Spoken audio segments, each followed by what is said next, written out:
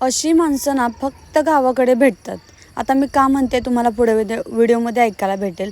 आलो होतो आज सरकारी हॉस्पिटलमध्ये शरूला पोलिओ देण्यासाठी. म्हणून शरूला आम्ही 1.5 वर्षाचा डोस देणार होतो. खरं तर आम्हाला तिकडे पण हा डोस मिळाला असता, पण मला इकडेच द्यायचा होता, त्यामुळे मी अजूनपर्यंत दिला नव्हता. मग इथं डोस दिला आणि त्यानंतर बाजूलाच एक गणपतीचं मंदिर होतं. मग इथं आम्ही दर्शन घेतलं आणि शरूने पण मस्त गणपतीच्या मंदिरामध्ये पण छान घंटा वगैरे वाजवली. आणि जरा पुढे गेल्यानंतर ना एक रसाचा घाणा होता. आता इथं हे आजोबांना आमचे 95 रुपये बिल झालं होतं, पण 5 रुपये ते म्हणले नका देऊ आणि 90च रुपये द्या. तर ह्या गोष्टींना फक्त गावाकडेच घडतात बरं का. कुठेही सिटीत जाव किंवा कुठेही जा तुम्ही, 5 रुपयेही कोणी सोडत नाही. तर अशा गोष्टी फक्त गावाकडच्याच असतात. घरी आल्यावर आईनं बाजरीचे सांडगे केले होते, मग त्याचं पीठ थोडं ठेवलं होतं आणि दादाने फाफडा जिलेबी आणला होता. यांच्यासाठी पण, यांचा होता उपवास म्हणून आम्हीच खाल्ला. आणि संध्याकाळी शरूला इंजेक्शन दुखायला लागलं म्हणून थोडंसं मन रमवण्यासाठी मंदिरात आणलं होतं. तर असा होता आमचा दिवस. Bye bye.